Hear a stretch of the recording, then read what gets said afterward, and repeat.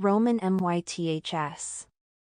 A Shot in the Dark and the Taming of Venus. By Geraldine Mccaughrean. Illustrated by Tony Ross.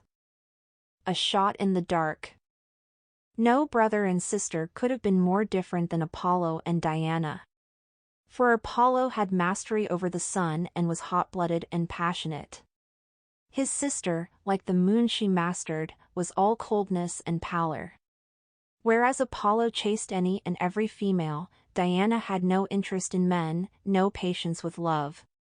Though nightly she kissed the shepherd Endymion at the portals of dawn, she had no wish for him to wake and return her kisses.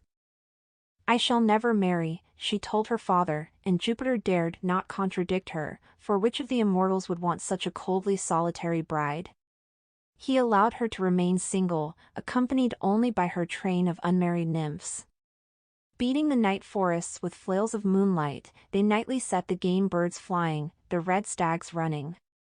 Diana was content to hunt, and she hunted better than any man. There were 7 sisters called the Pleiades among her followers, each as pretty as the other. They loved their mistress and had no wish to marry. What is more, they knew the penalty if they so much as smiled at a man while in the service of the virgin goddess. So when Orion the hunter caught sight of them one day, and came after them, intrigued by their prettiness, the 7 fled him as they would a bear. Orion was very like a bear, the great bulk of his shoulders, his mop of black hair. He was immensely tall, built on the scale of a god, a giant almost, and, being a hunter, he was quick on his feet. The girls had to run their hardest to stay ahead of him.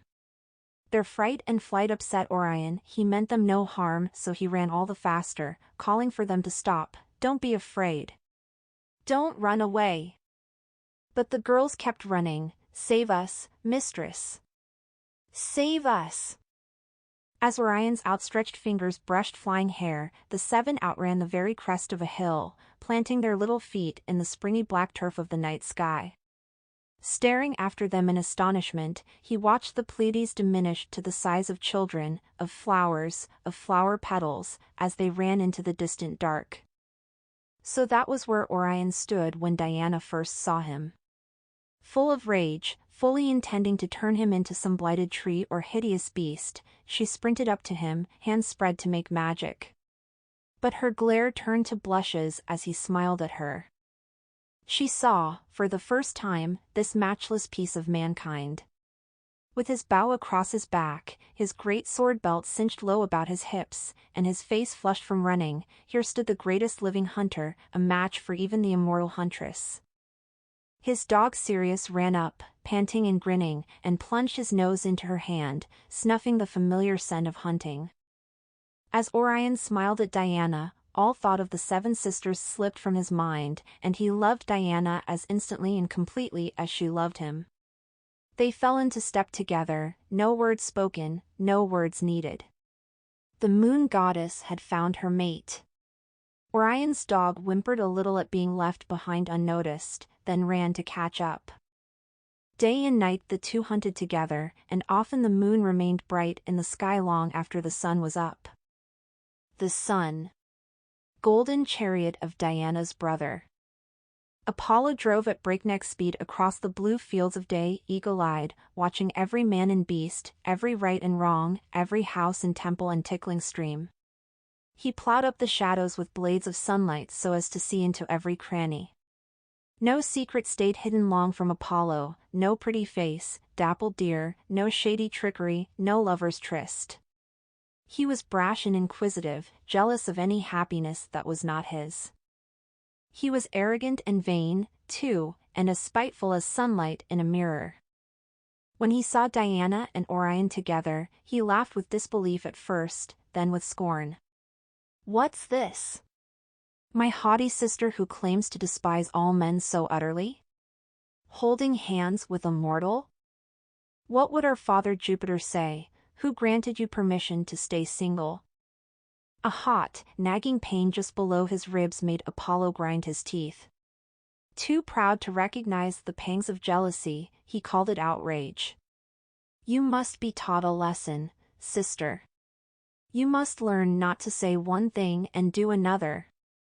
So Apollo kept watch until Diana was alone and walking on the foothills of heaven. She was too thoughtful and happy even to quarrel with her brother when he chanced along in his loud yellow tunic and golden sandals. Our father was talking this morning of a contest among the gods, said Apollo Blitholf. An Olympiad for Olympians. I said I would win every laurel. You might, Diana conceded. Generously. Except for archery, of course. Archery? Why? Who could beat me at archery? Boy Cupid? I could, naturally. Diana folded her arms. You? Beat me? Huh. Diana frowned and stamped one foot. Everyone knows I am the best bar one dash, she broke off, thinking better of naming Orion. He was her dear secret. Bar none, she corrected herself. Huh, snorted Apollo. Why, with better light I could shoot that speck in the ocean and sink it. He pointed out across a sea purpling in the twilight.